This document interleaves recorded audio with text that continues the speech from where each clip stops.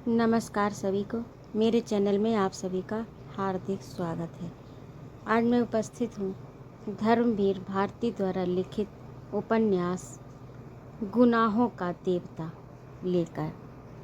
तो आइए इसका अगला भाग अर्थात 8वां भाग सुनते हैं। इसके पहले के 7 भाग हो चुके हैं, जिन्हें आप मेरे इसी चैनल पर प्लेलिस्ट के अंतर्गत प्राप्त कर सकते हैं। सुधा बहुत गंभीर हो गई। क्षण भर वह चंदर के चेहरे की ओर देखती रही, फिर चंदर के माथे पर झूलती हुई एक लट को ठीक करती हुई बोली, चंदर, और मैं किसके विश्वास पर चल रही हूँ, बोलो। लेकिन मैंने तो कभी नहीं कहा कि चंदर अपना विश्वास मत हारना। और क्या कहूँ, मुझे अपने चंदर पर पूरा विश्वास है, मरते दम तक विश्वास रहेगा। फिर तुम्हारा मन इतना डगमगा क्यों गया? बुरी बात है ना? चंदन ने सुधा के कंधे पर अपना सिर रखा। सुधा ने उसका हाथ लेकर कहा, लाओ, यहाँ छुआ था पम्मी ने तुम्हें। और उसका हाथ होठों तक ले गई। चंदर कांप गया। आज सुधा से को ये क्या हो गया? लेकिन होठों तक ले जाकर झाड़ने फूंकने वालों की तरह सुधा ने फूंक कर कहा, जाओ, तुम्हारे हाथ से पम्मी के स्पर्श का जहर उतर गया। अब तो ठीक हो गए, पवित्र हो गए, छू मंतर। चंदर हंस पड़ा। उसका मन शांत हो गया। सुधा में जादू था, सचमुच जादू था। बिनती चाय ले आई 2 प्याले। सुधा बोली, अपने लिए भी लाओ। बिनती ने सिर हिलाया। सुधा ने चंदर की ओर देखकर कहा, ये पगली जाने क्यों तुमसे झेपती है। झेपती कहाँ हूँ, बिनती ने प्रतिवाद कहा। प्याला भी ले आई। बिनती ने प्रतिवाद किया और प्याला भी ले आई। जमीन पर बैठ गई। सुधा ने प्याला मुंह से लगाया और बोली, चंदर, तुमने पम्मी को गलत समझा है। पम्मी बहुत अच्छी लड़की है, तुमसे बड़ी भी है और तुमसे ज़्यादा समझदार, और उसी तरह व्यवहार भी करती है। तुम अगर कुछ सोचते हो तो गलत सोचते हो। मेरा मतलब समझ गए ना? जी हाँ गुरुआनी जी, अच्छी तरह से। चंदन ने हाथ जोड़कर विनम्रता से कहा। बिनती हंस पड़ी और उसकी चाय छलक गई। नीचे रखी हुई चंदर की जरीदार पेशावरी सैंडल भीग गई। बिनती ने झुककर एक अंगोछे से उसे पोंछना चाहा तो सुधा चिल्ला उठी, हाँ हाँ, छुओ मत, कहीं इनकी सैंडल भी बाद में आके न रोने लगे।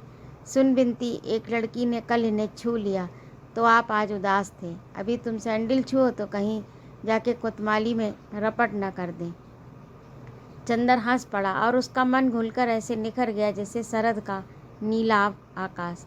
अब पम्मी के यहाँ कब जाओगे? सुधा ने शरारत भरी मुस्कुराहट से कहा, कल जाऊँगा। ठाकुर साहब पम्मी के हाथ अपनी कार बेच रहे हैं तो कागज़ पर दस्तखत करना है। चंदर ने कहा, अब मैं निडर हूँ। कहो बिनती, तुम्हारे ससुर का कोई खत नहीं आया? बिनती झेप गई। चंदर चल दिया।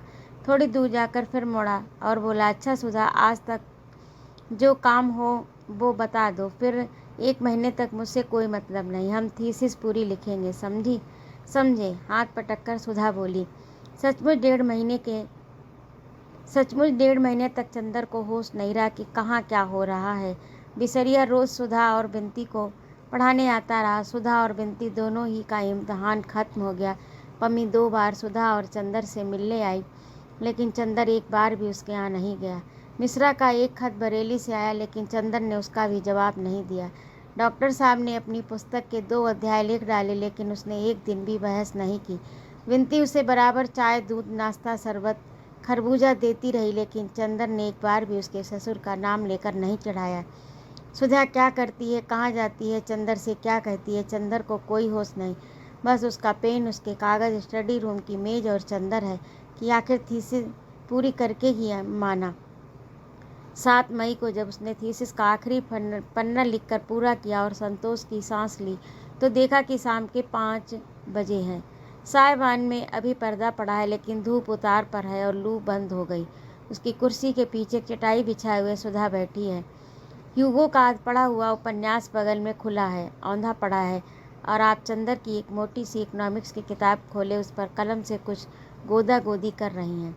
सुधा एक गहरी सांस लेकर अंगड़ाई लेते हुए चंदर ने कहा, लो, आज आखिरकार जान छूटी। बस अब 2-3 महीने में माप दौलत डॉक्टर बन जाएंगे। सुधा अपने कार्य में व्यस्त। चंदर ने क्या कहा ये सुनकर भी गुम। चंदर ने हाथ बढ़ाकर चोटी झटक दी। हाय रे, हमें नहीं अच्छा लगता चंदर। सुधा बिगड़ कर बोली, तुम्हारे काम के बीच में कोई बोलता है तो बिगड़ जाते हो। और हमारा काम थोड़े ही महत्वपूर्ण है, हमारा काम कम थोड़े ही महत्वपूर्ण है, कहकर सुधा ने फिर पेन लेकर गोदने लगी।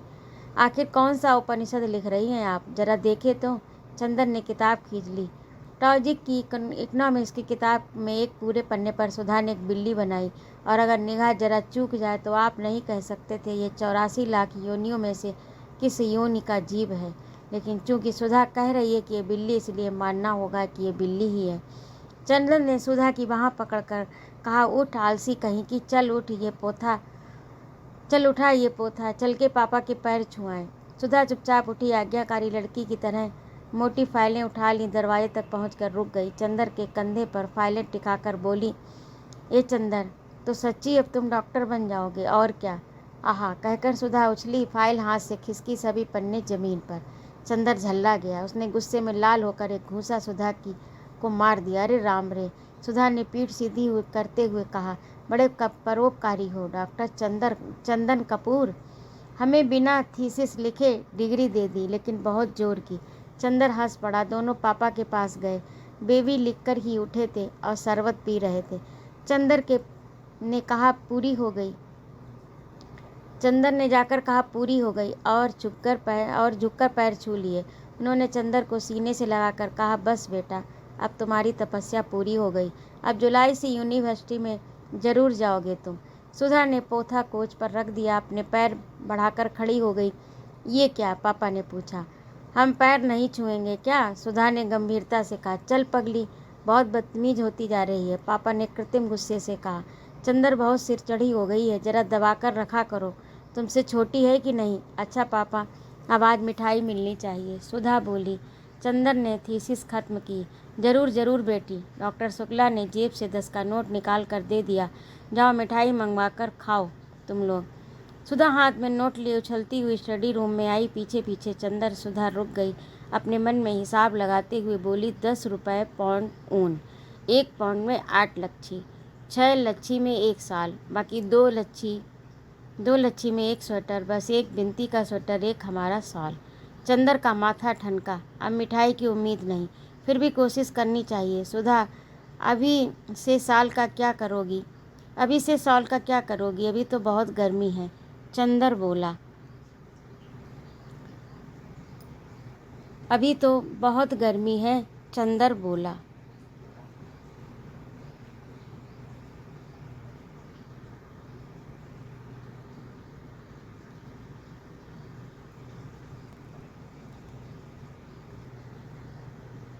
अभी तो बहुत गर्मी है।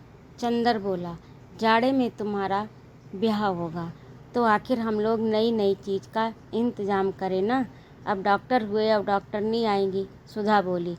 खैर, बहुत मनाने बहलाने फुसलाने पर सुधा मिठाई मंगवाने को राजी हुई। नौकर मिठाई लेने चला गया तो चंदन ने चारों ओर देखकर पूछा, कहाँ गई बिनती, उसे भी बुलाओ, अकेले अकेले खा लोगी। वह पढ़ रही है मास्टर साहब से। क्यों, इम्तहान तो ख़त्म हो गया, आप क्या पढ़ रही, चंदन ने पूछा। विदुषी का दूसरा खंड तो दे रही है ना सितंबर में, सुधा बोली। अच्छा, बुलाओ बिसरिया को। चंदर बोला, अच्छा मिठाई आने दो, सुधा ने कहा, और फाइल की ओर देखकर कहा, मुझे इस कमबख्त पर बहुत गुस्सा आ रहा है। क्यों, इसकी वजह से तुम 1.5 महीने सीधे से बोले तक नहीं। इम्तहान वाले दिन सुबह सुबह तुम्हें हाथ जोड़ने आई तो तुमने सिर पर हाथ भी नहीं रखा, सुधा ने शिकायत के स्वर में कहा। तो अब आशीर्वाद दे दें, अब तो ख़त्म हुई थीसिस, अब जितना चाहें बात कर लो। थीसिस न लिखते तो फिर तुम्हारे चंदर को उपाधि कहाँ से मिलती। चंदर ने दुलार से कहा, तो फिर कन्वोकेशन पर तुम्हारी गाउन हम पहन कर फ़ोटो खिंचाएंगे, सुधा मचल कर बोली। इतने में नौकर मिठाई ले आया। जाओ विनती को बुला लाओ, चंदर ने कहा। विनती आई, तुम पढ़ चुकी, चंदर ने पूछा। अभी नहीं, विनती बोली। अच्छा, अब आज पढ़ाई बंद करो और उन्हें भी बुला लाओ, मिठाई खाई जाए, चंदर ने कहा। अच्छा, कहकर बिनती जो मुड़ी तो सुधा बोली, अरे लालचिन, ये तो पूछ ले मिठाई काहे की है। मुझे मालूम है, बिनती मुस्कुराती हुई बोली। उनके यहाँ आज गए होंगे, पम्मी के यहाँ, फिर आज कुछ उस दिन जैसी बात हुई होगी। सुधा हंस पड़ी। चंदर झेंप गया। बिनती चली गई बिसारिया को बुलाने। अब तो ये तुमसे बोलने लगी, सुधा ने कहा। हाँ, वह है बड़ी सुशील लड़की और शांत भी। हमें बहुत अच्छी लगती है। बोलना तो जैसे आता ही नहीं से। हाँ, लेकिन अब खूब सीख रही है। इसकी गुरु मिली है गेसु। हमसे भी ज़्यादा गेसु से पटने लगी है इसकी। दोनों ब्याह करने जा रही हैं। दोनों उसी की बातें करती हैं जब मिलती हैं तब। सुधा बोली, और कविता भी करती है ये। तुम एक बार कह रही थी, चंदर ने पूछा। नहीं जी, असल में एक बड़ी सुंदर सी नोटबुक थी। उसमें जाने क्या लिखती थी, हमें नहीं दिखाती थी। बाद में हमने देखा कि एक डायरी है, उसमें धोबी का हिसाब लिखती थी। तो कविता नहीं लिखती? ताज्जुब है, वरना 16 बरस के बाद प्रेम करके कविता करना तो लड़कियों का फैशन हो गया है, उतना ही व्यापक जितना उल्टा पल्ला ओढ़ना। चंदर बोला, चला तुम्हारी नारी पुराण, चला तुम्हारी नारी पुराण, चला तुम्हारा नारी पुराण। सुधा बिगड़ी। मिठाई खाने वाले आए। आगे आगे बिनती, पीछे पीछे बिसरिया। अभिवादन के बाद बिसरिया बैठ गया। कहो बिसरिया, तुम्हारी शिष्या कैसी है? बस अद्वितीय, कभी बिसरिया ने सिर हिलाकर कहा। सुधा मुस्कुरा दी चंदर की ओर देखकर। और ये सुधा कैसी थी? बस अद्वितीय, बिसरिया ने उसी तरह कहा। दोनों अद्वितीय हैं? साथ ही चंदर ने पूछा। सुधा और बिनती दोनों हंस दी। बिसरिया नहीं समझ पाया कि इसमें कौन सी हंसने की बात थी। जब नहीं समझ आया तो पहले सिर खुजलाने लगा, फिर खुद भी हंस पड़ा, फिर तीनों हंस पड़े। चंदर मास्टर साहब भी खूब हैं। एक दिन बिनती को महादेवी की वह कविता पढ़ा रहे थे, विरह का जलजात जीवन, तो पढ़ते पढ़ते बड़ी गहरी सांस भरने लगे। चंदर और बिनती दोनों हंस पड़े। बिसरिया पहले तो खुद हंसा, फिर बोला, हाँ भाई, क्या करें कपूर, तुम तो जानते ही हो मैं बहुत भावुक हूँ, मुझसे बर्दाश्त नहीं होता। एक बार तो ऐसा हुआ कि एक पर्चे में करुण रस का गीत आ गया। अर्थ लिखने को मैं उसे पढ़ते ही इतना व्यथित हो गया कि उठकर टहलने लगा। प्रोफेसर समझे मैं दूसरे लड़के की कॉपी कर रहा हूँ।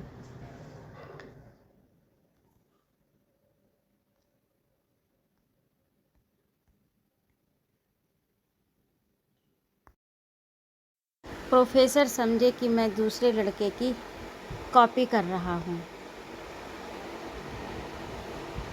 प्रोफेसर समझे कि मैं दूसरे लड़के की कॉपी कर रहा हूँ। हाँ भाई, क्या करें कपूर, तुम तो जानते ही हो मैं बहुत भावुक हूँ, मुझसे बर्दाश्त नहीं। एक बार तो ऐसा हुआ कि पर्चे में एक करुण रस का गीत आ गया अर्थ लिखने को। मैं उसे पढ़ते ही इतना व्यथित हो गया कि उठकर टहलने लगा। प्रोफेसर समझे मैं दूसरे लड़के की कॉपी देखने उठा हूँ, सो उन्होंने निकाल दिया। मुझे निकाले जाने का अफसोस नहीं हुआ, लेकिन कविता पढ़कर मुझे बहुत रुलाई आई। सुधा हंसी तो चंदर ने आँख के इशारे से मना किया और गंभीरता से बोला, हाँ भाई बिसारिया, सो तो सही है ही। तुम इतने भावुक ना हो, इतना अच्छा कैसे अगर तुम इतने भावुक ना हो तो इतना अच्छा कैसे लिख सकते हो? तो तुमने पर्चा छोड़ दिया? हाँ, मैं पर्चे वगैरह की क्या परवाह करता हूँ। मेरे लिए इन सभी वस्तुओं का कुछ भी अर्थ नहीं। मैं भावना की उपासना करता हूँ। उस समय परीक्षा देने की भावना से ज़्यादा सबल उस कविता की करुण भावना थी, और इस तरह से मैं कितनी बार फेल हो चुका हूँ। मेरे साथ वह पढ़ता था ना हरिहर टंडन, वह अब बस्ती कॉलेज का प्रिंसिपल है। एक मेरा सहपाठी था, वह रेडियो का प्रोग्राम एग्जीक्यूटिव है, और एक तुम्हारा सहपाठी तो हमने सुना कि असेंबली का स्पीकर भी है। चंदर बात काट कर बोला। सुधा फिर हंस पड़ी, बिनती भी हंस पड़ी। खैर, मिठाई का भोग प्रारंभ हुआ। बिसरिया कुछ तकल्लुफ़ कर रहा था तो बिनती बोली, खाइए मिठाई तो विरह रोग और भावुकता में बहुत स्वास्थ्यप्रद होती है। अच्छा, अब तो बिनती का कंठ फूट निकला। अपने गुरुजी को बना रही है, चंदर बोला। बिसरिया थोड़ी देर बाद चला गया। अब मुझे एक पार्टी में जाना है, उसने कहा। जब आखिर में एक रसगुल्ला बच रहा तो बिनती हाथ में लेकर बोली, कौन लेगा? मुझे पता नहीं। क्यों? बिनती बहुत खुश थी और बोल रही थी। चंदर बोला, हमें दो। सुधा बोली, हमें? बिनती ने एक बार चंदर की ओर देखा, एक बार सुधा की ओर। चंदर बोला, देखें बिनती हमारी या सुधा की है। बिनती ने झट रसगुल्ला सुधा के मुंह में रख दिया और सुधा के सिर पर सिर रखकर बोली, हम अपनी दीदी के हैं। सुधा ने आधा रसगुल्ला बिनती को दे दिया और तो बिनती चंदर को दिखलाकर खाते हुए सुधा से बोली, दीदी हमें ये बहुत बनाते हैं, अब हम भी तुम्हारी तरह बोलेंगे तो इनका दिमाग ठीक हो जाएगा। हम तुम दोनों मिलकर इनका दिमाग ठीक करेंगे। सुधा ने प्यार से बिंती को थपथपाते हुए कहा, अब हम तस्तरियाँ धोकर रख दें, और तस्तरियाँ उठाकर चल दी। पानी नहीं दोगी? चंदर बोला। बिंती पानी ले आई और बोली, हम तो आपका इतना काम करते हैं और आप जब देखो तब हमें बनाते रहते हैं। आपको क्या आनंद आता है हमें बनाने में? चंदर ने पल भर बिंती की ओर देखा और बोला, असल में बनने के बाद जब तुम झेप जाती हो तो हाँ, ऐसे ही। बिंती ने फिर झेप कर मुंह छिपा लिया और लाश से सच्चाकर इंद्रवधू बन बैठी। बिंती देखने सुनने में बड़ी अच्छी थी। उसकी गठन तो सुधा की तरह नहीं थी, लेकिन उसके चेहरे पर एक फिरोजी आभा थी जिसमें गुलाल के डोरे थे। आंखें उसकी बड़ी बड़ी पलकों में इस तरह डोलती थीं जैसे किसी सुकुमार सीपी में कोई बहुत बड़ा मोती डोले। झेपती तो थी, मुंह पर सांझ मुस्कुरा उठती थी और गालों में फूलों के कटोरों जैसे दो छोटे छोटे गड्ढे बनते थे। बिंती के अंग अंग में एक रूप की लहर थी जो नागिन की तरह लहराती थी। उसकी आदत थी कि बात करते समय अपनी गर्दन जरा टेढ़ी कर लेती थी और अंगुलियों से अपने आंचल का छोर उमेटने लगती थी। इस वक्त चंदर की बात पर झेप गई। उसी तरह आंचल के छोर को उमेटती हुई मुस्कान छिपाकर उसने ऐसी निगाह से चंदर की ओर देखा जिसमें थोड़ी लाज, थोड़ा गुस्सा, थोड़ी प्रसन्नता, थोड़ी शरारत थी। चंदर एकदम बोल उठा, अरे सुधा, सुधा, जरा बिंती की आंख देखो, इस वक्त आई, अभी आई। बगल के कमरे में तस्तरी रखते हुए सुधा बोली, बड़े खराब हैं आप। बिंती बोली, हाँ, बनाओगी ना आज से हमें? हमारा दिमाग ठीक करोगी ना? बहुत बोल रही थी, अब बताओ। बताएं क्या? अभी तक हम बोलते ही नहीं थे, तभी ना अब अपनी ससुराल में बोलना टुइयाँ ऐसी। वही तुम्हारे बोल पर रीझेंगे लोग। चंदर ने फिर छोड़ा, छी, राम राम, ये सब मजाक हमसे मत किया कीजिए। दीदी से क्यों नहीं कहते, जिनकी अभी शादी होने जा रही है? अभी उनकी कहाँ, अभी तो तय भी नहीं हुई। तय ही समझिए, फ़ोटो इनकी उन लोगों ने पसंद कर ली है। अच्छा, एक बात कहें, मानिएगा? बिंती बड़े आग्रह और दीनता के स्वर में बोली। क्या? चंदर ने आश्चर्य से पूछा। बिंती आज सहसा कितना बोलने लगी है। बिंती बोली नीचे ज़मीन की ओर देखती हुई, आप हमसे ब्याह के बारे में मजाक न किया कीजिए, हमें अच्छा नहीं लगता। ओह, ब्याह अच्छा लगता है, लेकिन उसके बारे में मजाक नहीं। गुड़ खाया, गुलगुले से परहेज, हाँ, यही तो बात है। बिंती सहसा गंभीर हो गई। आप समझते होंगे कि मैं ब्याह के लिए उत्सुक हूँ, दीदी भी समझती हैं, लेकिन मेरा दिल ही जानता है कि ब्याह की बात सुनकर मुझे कैसा लगने लगता है। लेकिन फिर भी मैंने ब्याह करने से इनकार नहीं किया। खुद दौड़ दौड़ कर उस दिन दुबे जी की सेवा में लगी रही, इसीलिए कि आप देख चुके हैं माँ का व्यवहार मुझसे कैसा है। आप यहाँ इस परिवार को देखकर समझ नहीं सकते मैं वहाँ कैसे रहती हूँ, कैसे माँ जी की बातें बर्दाश्त करती हूँ। वह नरक मेरे लिए, माँ की गोद नरक है। मैं किसी तरह निकल भागना चाहती हूँ, कुछ चैन तो मिलेगा। बिंती की आंखों में आंसू आ गए। सिसकती हुई बोली, लेकिन आप या दीदी जब ये कहते हैं तो मुझे लगता है कि मैं कितनी नीच हूँ, कितनी पतित हूँ। खुद अपने ब्याह के लिए व्याकुल हूँ, लेकिन आप न कहा करें तो अच्छा है। बिंती को आंसुओं का तार बंध गया। सुधा बगल के कमरे से सब कुछ सुन रही थी, आई और चंदर से बोली, बहुत बुरी बात है चंदर, बिंती क्यों रो रही? और रानी बुआ का स्वभाव ही ऐसा है, उनसे हमेशा अपना दिल दुखाने से क्या लाभ। और पास जाकर उनको छाती से लगाकर सुधा बोली, मेरी राज दुलारी, अब रोना मत। अच्छा, हम लोग कभी तुमसे मजाक नहीं करेंगे। अब चुप हो जाओ बिटिया रानी, जाओ मुंह धो आओ। बिंती चली गई। चंदर लज्जित सा बैठ गया। लो, अब तुम्हें भी रुलाई आ रही है क्या? सुधा ने बहुत दुलार से कहा, तुम उसे ससुराल का मजाक मत किया करो, वह बहुत दुखी है, बहुत कदर करती है तुम्हारी, और किसी की मजाक की बात और है, हम या तुम कहते हैं तो उसे लग जाता है। अच्छा, वो कह रही थी तुम्हारी फ़ोटो उन लोगों ने पसंद कर ली। चंदर ने बात बदलने के ख्याल से कहा, और क्या, कोई हमारी शक्ल तुम्हारी तरह है कि लोग नापसंद कर दें? सुधा अकड़ कर बोली, नहीं, सच सच बताओ। चंदर ने पूछा। अरे जी, लापरवाही से मुंह बिचकाकर सुधा बोली, उनके पसंद करने से क्या होता, मैं ब्याह हुआ नहीं करूँगी। तुम इस फेर में न रहना, हमें निकाल दोगे यहाँ से। इतने में बिंती आ गई। वह भी उदास थी। सुधा उठी और बिंती को पकड़ लाई, ढकेल कर चंदर के बगल में बिठा दिया। लो चंदर, अब इसे दुलार कर लो। अभी गुरगुराने लगे। बिल्ली कहीं की। सुधा ने उसे हल्की सी चपत मारकर कहा। बिंती का मुंह अपनी हथेलियों में लेकर अपने मुंह के पास लाकर आंखों में आंख डालकर कहा, पगली कहीं की, आंसू का खजाना लुटाती फिरती है। चंदर, डॉक्टर शुक्ला ने पुकारा। चंदर उठकर चला गया। सुधा पर इन दिनों घूमना सवार था। सुबह हुई कि चप्पल पहनी और गायब। गेसु, कामनी, प्रभा, लीला, शायद ही कोई लड़की बची हो जिसके यहाँ सुधा उधम न मचा आती हो और चार दुख सुख की बातें न कराती हो। बिंती को घूमना कम पसंद था। हाँ, जब कभी सुधा गेसु के यहाँ जाती थी तो बिंती जरूर जाती थी। उसे सुधा की सभी मित्रों में गेसु सबसे ज़्यादा पसंद थी। डॉक्टर शुक्ला के ब्यूरो में छुट्टी हो चुकी थी पर वे सुधा का ब्याह तय करने की कोशिश कर रहे थे, इसीलिए वे बाहर भी नहीं गए। चंदर 1.5 महीने तक लगातार मेहनत करने के बाद पढ़ाई लिखाई की ओर से आराम कर रहा था और उसने निश्चित कर लिया था कि अब बरसात के पहले वह किताब छुएगा नहीं। बड़े आराम के दिन कटते थे उसके। सुबह उठकर साइकिल पर गंगा नहाने जाता था और वहाँ अक्सर ठाकुर साहब से भी मुलाकात हो जाती थी। डॉक्टर शुक्ला ने भी कई दफ़े इरादा किया कि वे गंगा जी चला करें, लेकिन एक तो उनसे दिन में काम नहीं होता, शाम को वे घूमते और सुबह उठकर किताब लिखते। एक दिन सुबह लिख रहे थे कि चंदर आया और उनके पैर छूकर बोला, प्रांतीय सरकार का वह पुरस्कार कल शाम को आ गया।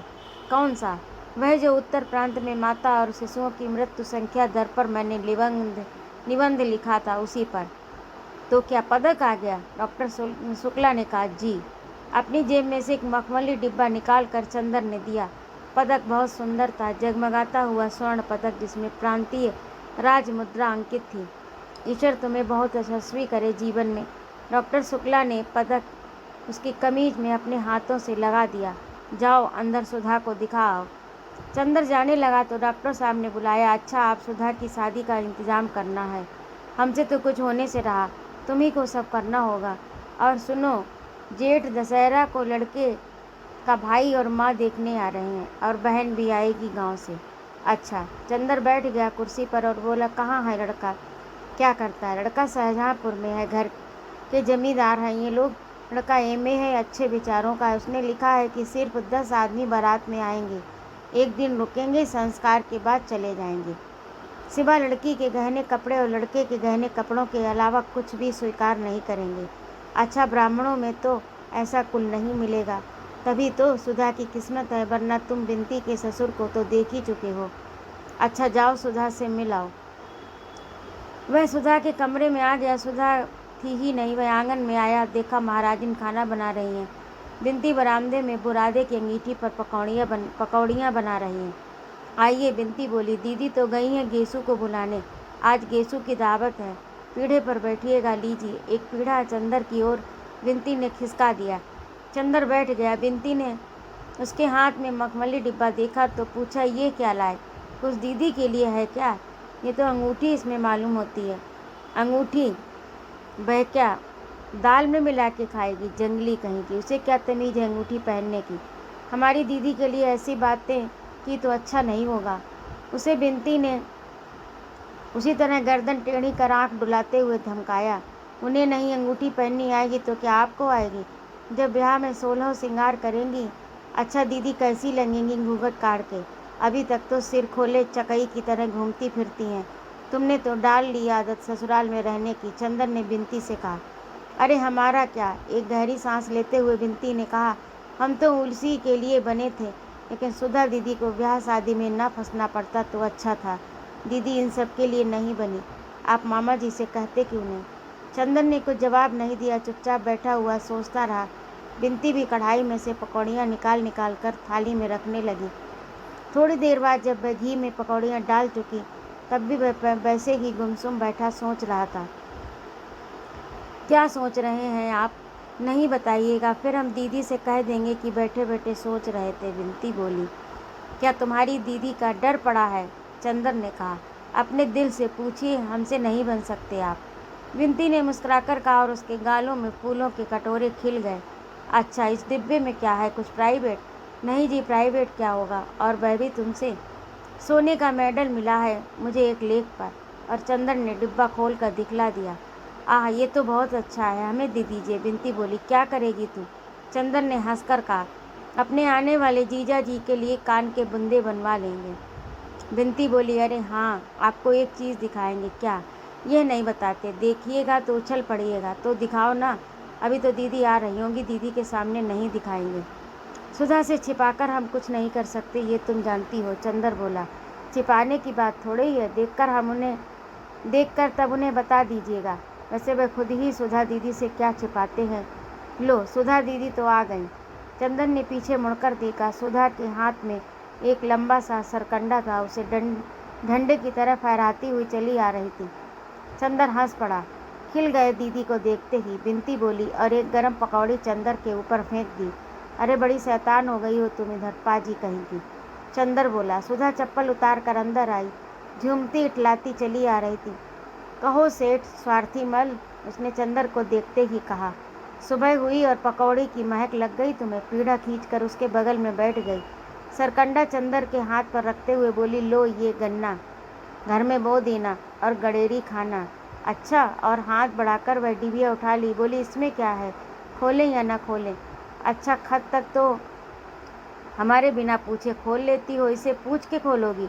अरे हमने सोचा शायद इस डिबिया में पम्मी का दिल बंद हो, हमारी मित्र है, शायद स्मृति चिन्ह में वही दे दिया गया हो। और सुधा ने डिबिया खोली तो उछल पड़ी। यह तो उसी निबंध पर मिला है जिसका चार्ट तुम बनाए थे। हाँ, तब तो ये हमारा है। डिबिया अपने वक्त में छिपाकर सुधा बोली, तुम्हारा तो है ही, मैं अपना कब कहता हूँ, चंदन ने कहा। लगाकर देखें? और उठकर सुधा चल दी। बिनती, दो पकौड़ी तो दो। और दो पकौड़ियाँ लेकर खाते हुए चंदन सुधा के कमरे में गया। देखा सुधा शीशे के सामने खड़ी है, मेडल अपनी साड़ी में लगा रही। मैं चुपचाप खड़ा होकर देखने लगा। सुधा ने मेडल लगाया और क्षण भर तनकर देखती रही। फिर वे उसे एक हाथ से वक्ष पर चिपका लिया और मुंह झुकाकर उसे चूम लिया। बस कर दिया ना, गंदा उसे। चंदर मौका नहीं चूका। और सुधा तो उसे जैसे पानी पानी, गालों से लाज की रत्नारी लपटें फूटी, एड़ी तक धधक उठी। फौरन शीशे के पास से हट गई और बिगड़ कर बोली, चोर कहीं के, क्या देख रहे थे? बिनती इतने में तस्तरी में पकौड़ी रख कर ले आई। सुधा ने झट से मेडल उतार दिया और बोली, लो रखो सहेज कर। क्या पहने रहो ना? क्यों पहने रहो ना? ना बाबा, पराई चीज़ अभी खो गए तो डांड भरना पड़े। और मेडल चंदर की गोद में रख दिया। बिनती ने धीमे से कहा, या मुरली मुरलीधर की अधरा न धरी, अधरा न धरूंगी। चंदर और सुधा दोनों झेप गए। लो गेसू आ गई। सुधा की जान में जान आ गई। चंदर ने बिनती का कान पकड़कर कहा, बहुत उल्टा सीधा बोलने लगी है। बिनती ने कान छुड़ाते हुए कहा, कोई झूठ थोड़े ही कहती हूँ। चंदर चुपचाप सुधा के कमरे में पकौड़ियाँ खाता रहा। बगल के कमरे में सुधा, गेसू, फूल, हसरत बैठे बातें करते रहे। बिनती उन लोगों को नाश्ता देती रही। उस कमरे में नाश्ता पहुंचाकर बिनती एक गिलास में पानी लेकर चंदर के पास आई और पानी रखकर बोली, अभी हलवा ला रही हूँ, जाना मत। और पल भर में तस्तरी में हलवा रखकर ले आई। अब मैं चल रहा हूँ, चंदर ने कहा। तो ये था आज का भाग। आपको कैसा लगा कमेंट करके अवश्य बताइएगा। और यदि आपको मेरा कहानी सुनाना अच्छा लगता हो तो कृपया मेरे चैनल को सब्सक्राइब करिए, लाइक करिए और कमेंट करिए। सुनने के लिए बहुत बहुत धन्यवाद। जय माँ भारत।